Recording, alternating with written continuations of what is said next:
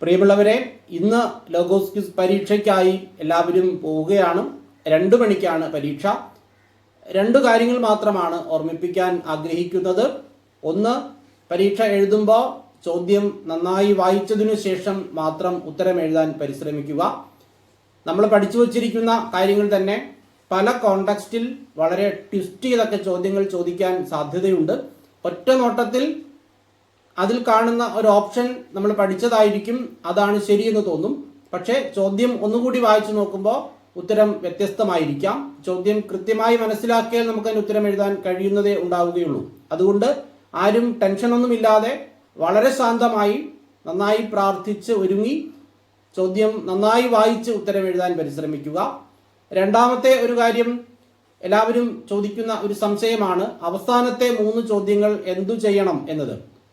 അത് 3-4 വാക്യങ്ങൾ എഴുതാൻ അല്ലെങ്കിൽ 2 വാക്യം എഴുതാൻ ആയിരിക്കും ചോദിക്കുന്നത്. ആ 3 ചോദ്യം എഴുതി എന്നതുകൊണ്ട് പ്രത്യേകിച്ച് മെച്ചമൊന്നുമില്ല. അത് റാങ്ക് നിർണ്ണയിക്കുന്ന ചോദ്യങ്ങൾ എന്നാണ് സാധാരണ പറയുന്നത്.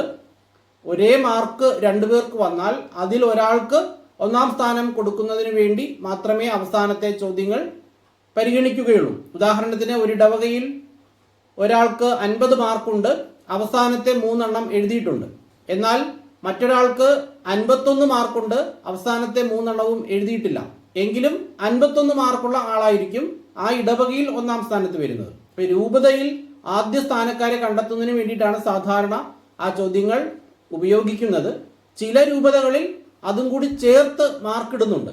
എറണാകുളം പോലെയൊക്കെയുള്ള ചില രൂപതകളിൽ അങ്ങനെ ചെയ്യുന്നുണ്ട്. പക്ഷെ സാധാരണ റാങ്ക് നിർണ്ണയിക്കുന്നതിന് വേണ്ടി മാത്രമേ ആ ചോദ്യങ്ങൾ ഉപയോഗിക്കാറുള്ളൂ. 100-ൽ 100 കിട്ടുന്നവർക്കാണ് ശരിക്കും ആ ചോദ്യങ്ങൾ എഴുതിയത് കൊണ്ടുള്ള പ്രയോജനം കിട്ടുന്നത്. എങ്കിലും അറിയാവുന്നവർ അത് എഴുതുക. അത് എഴുതിയില്ല എന്നോർത്ത് ആരും ടെൻഷൻ അടിക്കേണ്ട കാര്യമില്ല. പരീക്ഷ കഴിഞ്ഞതിന് ശേഷം ഇന്ന് വൈകിട്ട് 7 മണിക്ക് ഒരു ലൈവ് വീഡിയോ ഇടാം എന്ന് ചിന്തിക്കുകയാണ്. ചോദ്യോത്തരങ്ങൾ വർക്കൗട്ട് ചെയ്യുന്നതിനാണ്. എല്ലാവരും 7 മണിക്കുള്ള ലൈവിൽ പങ്കെടുക്കാനായി പരിശ്രമിക്കുക.